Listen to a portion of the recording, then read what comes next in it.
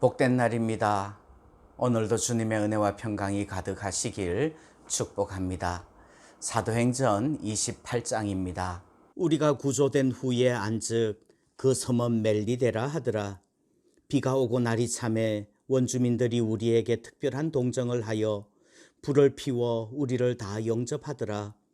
바울이 나무 한 묶음을 거두어 불에 넣으니 뜨거움으로 말미암아 독사가 나와 그 손을 물고 있는지라. 원주민들이 이 짐승이 그 손에 매달려 있음을 보고 서로 말하되 진실로 이 사람은 살인한 자로다. 바다에서는 구조를 받았으나 공의가 그를 살지 못하게 함이로다 하더니 바울이 그 짐승을 불에 떨어버림에 조금도 상함이 없더라.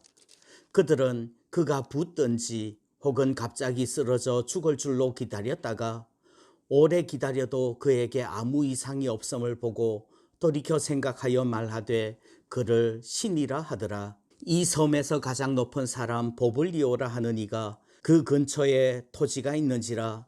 그가 우리를 영접하여 사흘이나 친절히 머물게 하더니 보블리오의 부친이 열병과 이질에 걸려 누워있거늘 바울이 들어가서 기도하고 그에게 안수하여 낫게 하매 이러므로 섬 가운데 다른 병든 사람들이 와서 고침을 받고 후한 예로 우리를 대접하고 떠날 때에 우리 쓸 것을 배에 실었더라. 석 달 후에 우리가 그 섬에서 겨울을 난 알렉산드리아 배를 타고 떠나니 그 배의 머리 장식은 디오스구로라.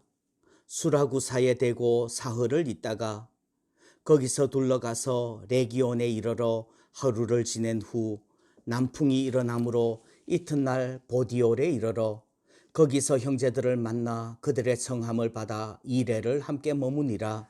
그래서 우리는 이와 같이 로마로 가니라. 그곳 형제들이 우리 소식을 듣고 아비오 광장과 트레이스 타베르네까지 맞으러 오니 바울이 그들을 보고 하나님께 감사하고 담대한 마음을 얻으니라. 우리가 로마에 들어가니 바울에게는 자기를 지키는 한 군인과 함께 따로 있게 허락하더라.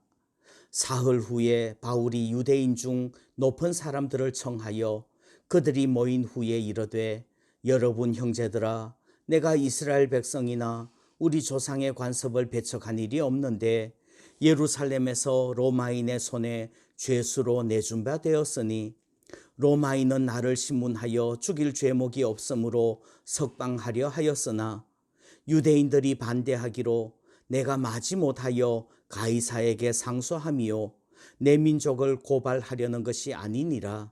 이러므로 너희를 보고 함께 이야기하려고 청하였으니 이스라엘의 소망으로 말미암아 내가 이 쇠사슬에 매인 바 되었노라.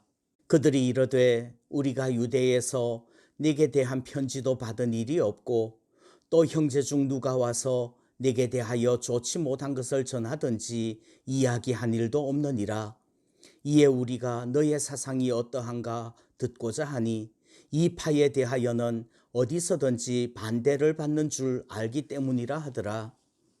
그들이 날짜를 정하고 그가 유숙하는 집에 많이 오니 바울이 아침부터 저녁까지 강론하여 하나님의 나라를 증언하고 모세의 율법과 선지자의 말을 가지고 예수에 대하여 권하더라.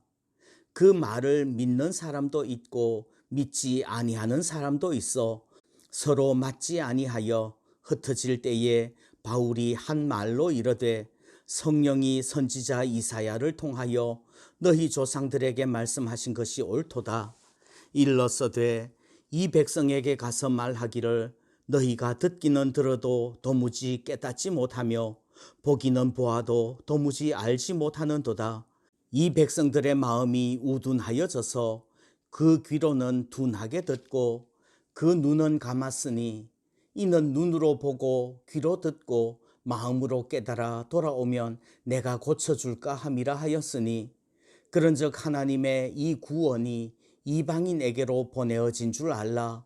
그들은 그것을 들으리라 하더라. 바울이 온 이태를 자기 셋집에 머물면서 자기에게 오는 사람을 다 영접하고 하나님의 나라를 전파하며 주 예수 그리스도에 관한 모든 것을 담대하게 거침없이 가르치더라. 아멘. 어제는 우리가 선택하거나 결정을 할 때 믿음을 가지라고 말씀을 드렸습니다. 오늘도 똑같은 말씀 드리고 싶어요. 우리가 계획 세운 일들이 계획대로 되지 않는 것처럼 보일 때도 있습니다. 그때에도 하나님 믿으시기를 바랍니다. 잠언 보시면요, 사람이 마음으로 자기의 길을 계획할지라도 그의 걸음을 인도하시는 이는 여호와시니라 말씀을 합니다. 바울은 로마에서 복음을 전하기를 원했어요. 그래서 로마로 가고 싶었습니다. 그런데 성령께서는 바울을 예루살렘으로 인도하시지요. 더구나 그 길에는, 예루살렘에는 환난과 결박이 기다린다고 합니다. 결국 예루살렘에서 체포되고 가이사에게 재판을 받으려고 로마로 압송되게 되지요. 바울의 입장에서는 변수예요. 그러나 하나님은 바울을 죽이려는 유대인들로부터 바울을 보호하신 것입니다. 군인들의 경호를 받으면서 로마로 가게 하셨다면 편안한 길을 인도하셔야 될 것 같아요. 그런데 바람이 거세어지는 계절이 다가옵니다. 그리고 바울의 말이 먹히지도 않아요. 결국은 유라굴로라는 광풍을 만나게 되고요. 이렇게 광풍이라는 변수를 만나면 모든 거 다 내버리고 그냥 쫓겨가는 수밖에 없지요. 그런데 도착해 보니 베닉스가 아니라 멜리데였어요. 로마에 훨씬 가깝게 온 것입니다. 이 풍랑 2년 하여서 더 빨리 갑니다. 찬송 불러야 되는 거지요. 또 멜리데에서 지금으로 하면 몰타라고 부릅니다. 거기에서 독사에게 물려요. 바울에게는 계획에 없던 변수예요. 그런데 이 일로 인하여서 사람들은 바울을 신이라고 부르면서 그 권위를 인정하게 되지요. 그리고 거기서 병자들을 고치고 복음을 전합니다. 이제 로마에 도착을 해서 바울이 기대하기는 금방 재판 끝나고 무죄 방면되고 자유롭게 복음 전하고 싶을 거예요. 그러나 재판은 2년 동안이나 계속되고 그동안 경비병이 있는 셋집에 가택연금을 당합니다. 이런 변수를 통해서 하나님께서는 바울을 안전하게 보호하셨다고 말씀 배웠습니다. 이때 가이사의 집 귀족들과 오네시모 같은 천민에게도 복음을 전하면서 귀중한 옥중서신 편지들을 쓸 수 있었지요. 우리는 지금 우리에게 일어나는 모든 일들을 다 알지 못해요. 때로는 우리의 계획에 어긋나는 일들이 많이 생길 거예요. 그때마다 고백해야 됩니다. 내가 다 이해하지 못해도 하나님께서는 모든 일을 합력하여 선을 이루실 줄 믿습니다.